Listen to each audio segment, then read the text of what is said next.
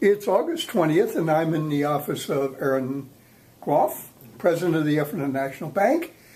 What would be an item of faith which is basic to your practice as a banker?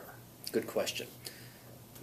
As I was reading your letter and read it with my executive assistant, Barb, I was saying, wow, how can I answer this? And she said, well, you've got to know exactly what to answer. She said, you say it at every meeting we have with our staff. This is what we're looking for. Yeah. And she said, you always remind the staff that our business, it's a very intimate business. Banking, you're dealing with other people's most prized possession, their money. Mm-hmm.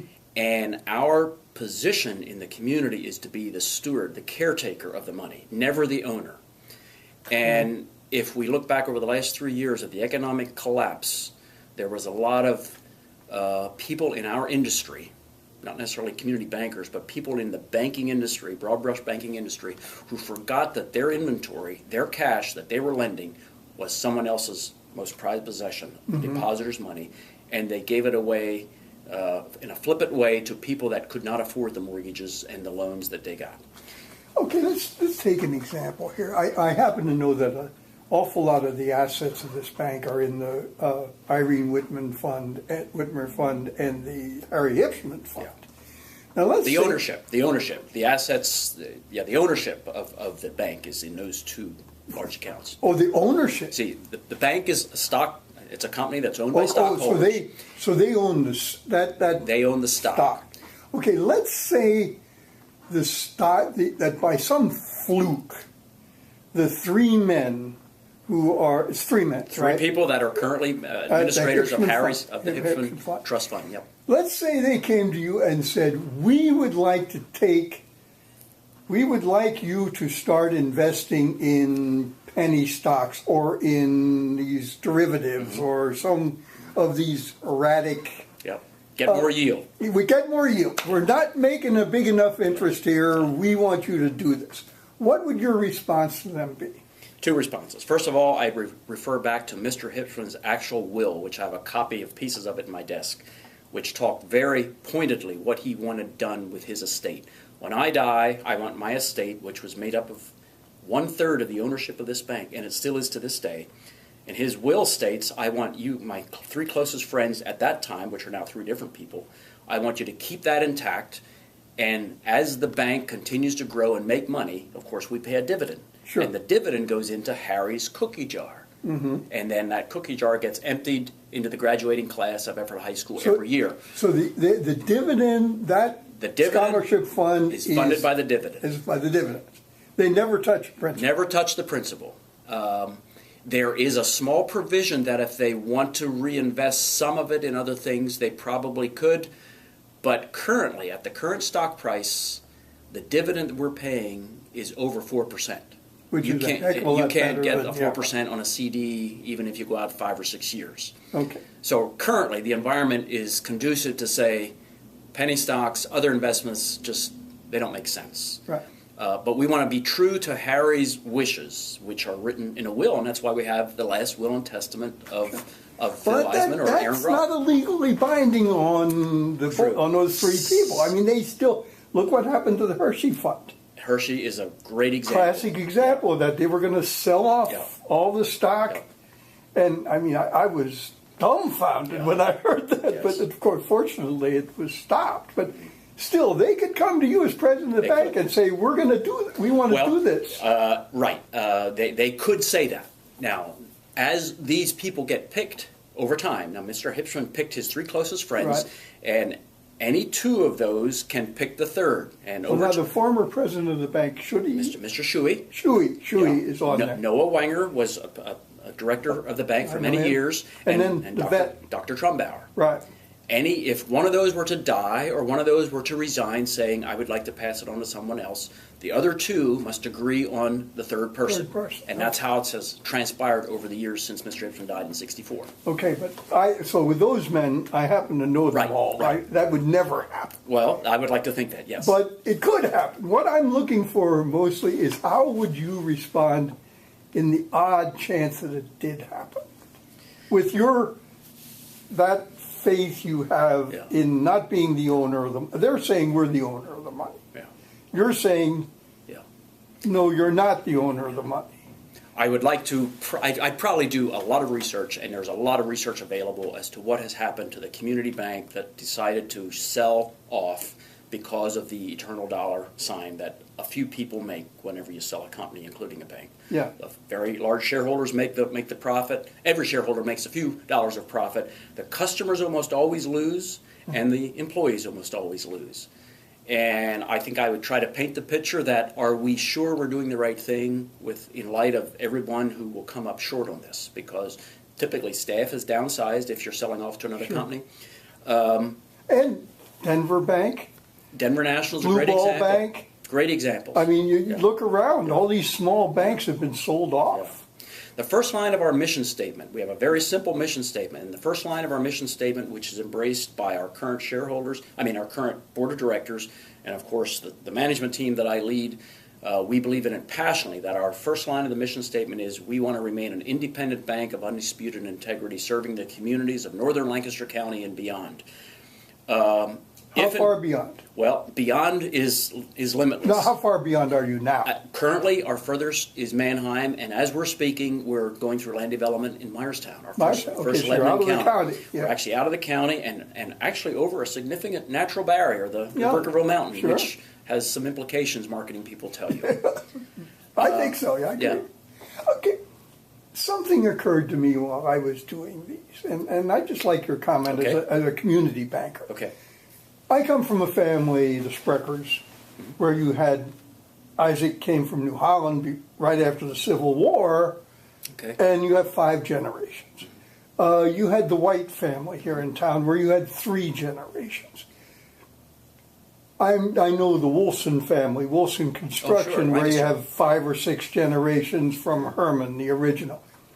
It seems like at one time, when an entrepreneur went into business, he was thinking, I'm building my business for my son, who's going to improve it and give it to his son. You know, and you look at Hearst Electric, Whitmer, you know, these companies are around. But then there's Facebook, where you make something and sell it, take the money and run. And it seems that modern entrepreneurs want to build something they can sell quickly and get out and take the money and run, rather than building something long-term, which is, comment on that. It's a profound observation, very profound. This current generation, I'm talking about my kids, Your kids. My kids or my grandchildren, are growing, have grown up in an instant gratification society. I want to feel good. I want to feel good now. I want cash now. We have the ATMs. I just want all of this. We have Facebook. We have texting. We have cell phones. There's some value in that, but I think this current generation is also seeing that some of that's pretty shallow. If I may use the Facebook example, people will have friends on Facebook, and when you post a comment, you think you have 2 or 3 people will comment on what you say, and all of a sudden you have this feeling that, I know I have 382 friends, so they must all like what I just said. Yeah. And you have this shallow feeling of people think I'm really somebody, and it's an instant gratification. We need to do a better job of talking about the allegiance factor. People have shallow allegiance to banks, to churches, to any of the fraternity organizations, the Lions Club. All of the civic organizations are finding it very difficult to get new and young blood in. And it's that very reason. We don't have time. We want instant gratification. We don't want to plan for a project over time. It's going to be hard work to try to continue to hold on to the values of long-range planning. And gratification can be had by so many more people. 132 years of banking, 131 years of banking. If Mr. Hipsman and his wisdom would have said, I've made my money, let's sell it off and somebody else can start a bank, there would have been so much more loss to this very community than you could measure. The scholarship fund. The scholarship fund is one. It's a large piece, yes.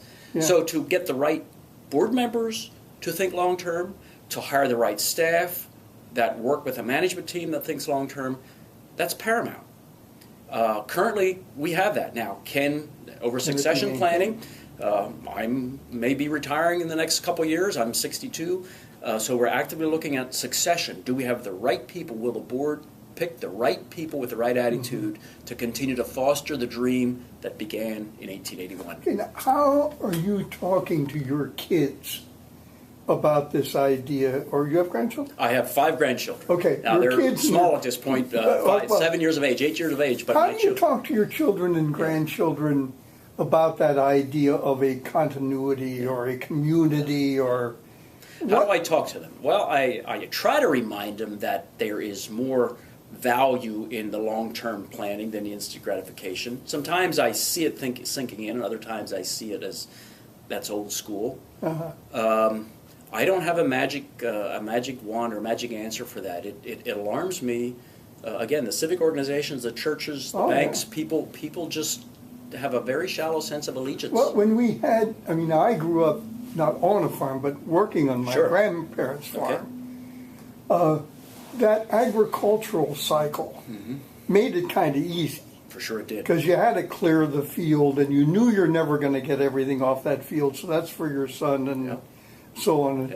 I mean, that agricultural background makes long-term easy. But now, I'm an electrician by trade, and within my lifetime, I have torn out equipment that I've installed. In other words, it's become obsolete. Absolutely. That's right. Yeah. And frankly, I'm obsolete because it's gotten away from me. I couldn't keep up with it. How do you do that? How did Bill Peters manage to get his son and his, You got to keep hiring people that have a little bit different perspective, but are smarter than you. You and I are in. We were hopefully glowing exhibits of good ideas at our prime. Sure. But I think you've recognized it. You just said you did, and I'm recognizing it, that there are different ways, perhaps even better ways of doing some things. I grew up in the operations side of this bank. I wrote a lot of computer programs and put a lot of systems and processes together. And when I see the current people ripping them out, I was going to say, how many of them are still used? I become a little defensive, but I have to quickly say, for the future, we have to look at new ideas and new technology. And I have to, when I get to the point where I lose my relevancy of allowing someone else to let me think differently, cause me to think differently, then I need to step aside. And again, hiring the right people with the right attitude that are smarter than you. The banking industry has consolidated significantly in the last 10 years. So there's banking talent out there.